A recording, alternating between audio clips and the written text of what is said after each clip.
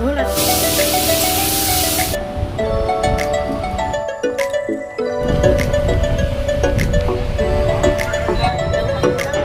Good morning everyone, welcome back to my channel. আমার নতুন আরও একটি ব্লগে তোমাদের সকলকে জানাই অনেক স্বাগত। এখন বাজে সকাল 10:30। বাবাই যাবে স্কুলে। বাবাই আর ওর বাবা দুজনকেই ভাত খেতে দিয়ে দিয়েছি, সকাল সকাল গরম গরম ভাত। ওরা খেয়ে বেরিয়ে গেল। তারপর আমি চা বসালাম আমার জন্য। আজকে না সকাল থেকে প্রচণ্ড গরম লাগছে, এতটাই গরম লাগছে মনে হচ্ছে আমি চায়ের এত ভক্ত, তাও আজকে মনে হচ্ছে চা না খেলেই যেন ভালো হয়। কিন্তু কি করব, না খেলে কি বলো তো, অভ্যাস তো, একটা নেশা হয়ে গেছে চা খাওয়ার। না খেলেই আমার দেখেছি মাথা ধরে, মাথা ভার হয়ে যায়, মাথা যন্ত্রণা শুরু হয়ে যায়। ওই জন্য 1 কাপ চা করে নিলাম। এখন এটা খাবো, খেয়ে নিয়ে এনার্জি গেইন করে তারপরে ঘরের সমস্ত কাজকর্ম করব। হ্যালো এভরিওয়ান, আজকে তোমাদের সাথে একটা দারুণ জিনিস শেয়ার করব। এটা হলো আগারোর পোর্টেবল মিনি ফ্যান। এই সামারে এরকম একটা মিনি ফ্যান আমাদের জন্য কিন্তু খুবই ইউজফুল হতে পারে। চলো দেখাই এটার ভেতরে কি কি আছে। এটার সাথে থাকছে একটা চার্জিং কেবল, একটা স্ট্যান্ড যেটাতে ফ্যানটাকে হোল্ড করা যাবে। এটা 3টে স্পিড সেটিং এর সাথে রয়েছে।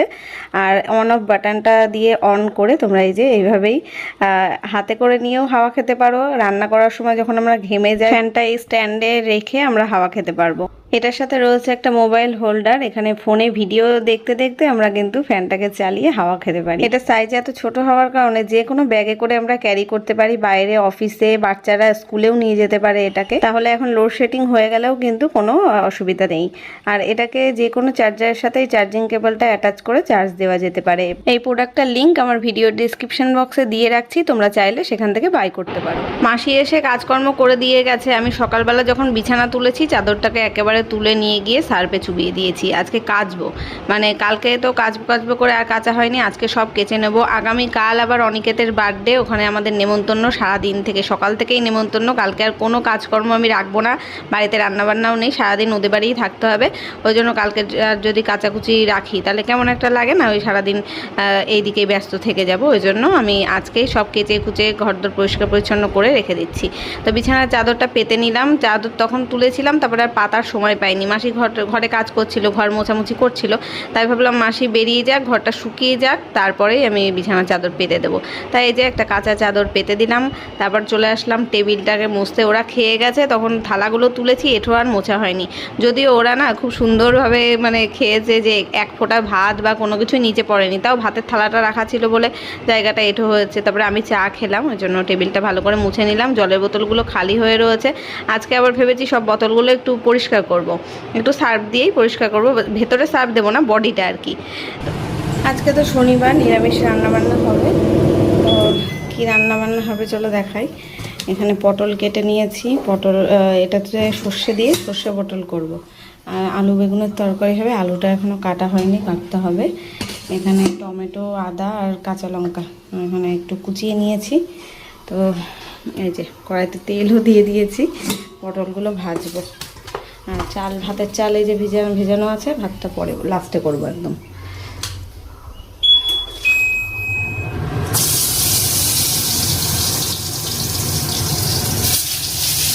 আজকে তোমাদের দাদাভাই বলেছে আমি আলু বেগুনের তরকারি দিয়ে ভাত খাবো, ডাল করার দরকার নেই। আর কালকে ডাল বানিয়েছিলাম না, সেটা রয়েছে ফ্রিজে অনেকটাই, সেদ্ধ ডালটা, তা ওটা বাবাইকে দিয়ে দেবো। বাবাই তো স্কুলে গেছে, স্কুল থেকে এসে খাবে, একটা ডিম নয় অমলেট করে দেবো খুনি, ওকে দিতে হবে, নইলে ও না সবজিপাতি দিয়ে, শুধু সবজিপাতি দিয়ে খেতে পারবে না।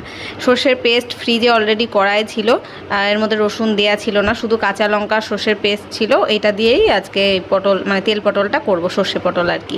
ওই একটু তেল বেশি করে দিয়ে সর্ষের পেস্ট দিয়ে করলে ওটাকেই তো তেল পটল বলে।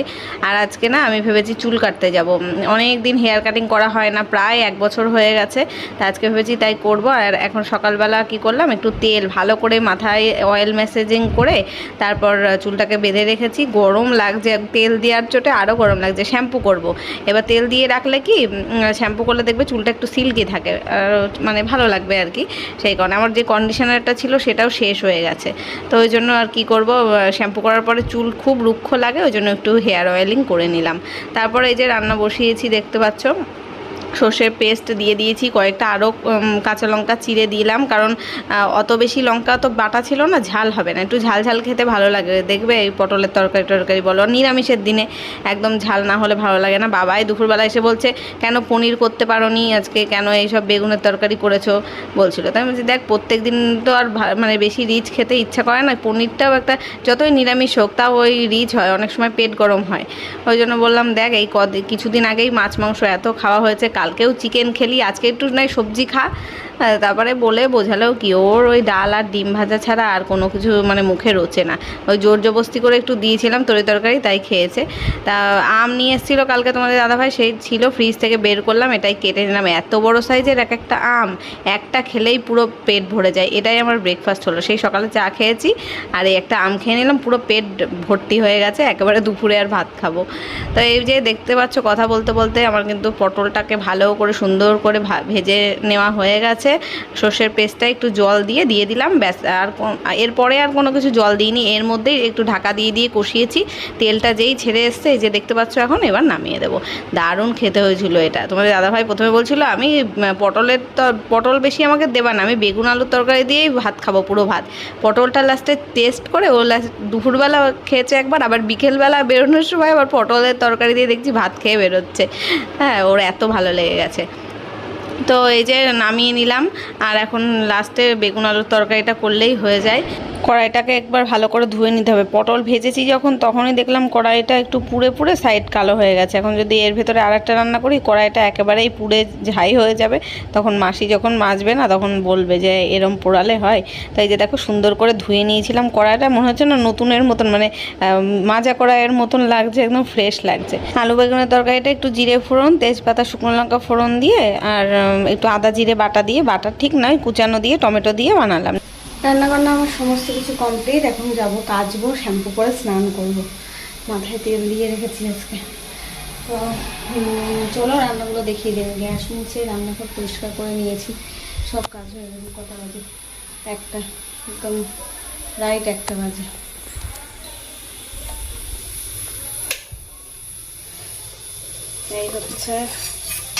এই হচ্ছে তেল পটল, তরকারিটা কড়াই থেকে নামাইনি।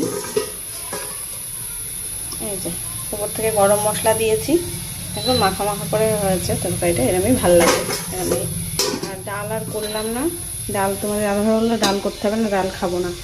এই যে ভাতও কমপ্লিট, আমাদের তো এই দুটো দিয়ে হয়ে যাবে। আর কালকে সেই ডাল সেদ্ধ করেছিলাম না, বাবার জন্য আছে। এই যে এটা ফ্রিজ থেকে বের করে রেখেছি, যখন ও খাবে গরম করে দেবো। আর ওকে তো একটা ডিম ভেজেই দিতে হবে, ও তাছাড়া খাবে না। স্কুলে গেছে, আরও স্কুল থেকে এসে ও খাবে না। ওই পটলের তরকারি বেগুনের তরকারি দুটোই খাবে বাবাই, অল্প অল্প, আর একটা ডিমও ভেজে দিতে হবে।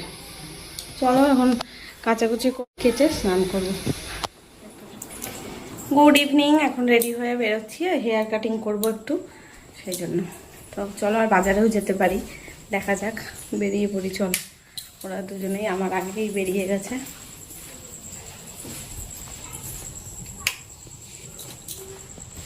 আজকে একটু সাবধানে বেরোতে হবে। আগের দিন জুতো উপরে নামতে গিয়ে পা গেছিল আমার উল্টে।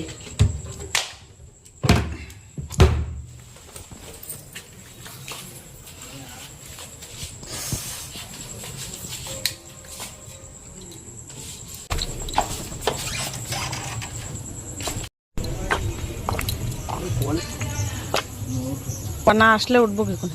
নদী যাবো, পিছনে নদী যাবো। হ্যাঁ ভাই,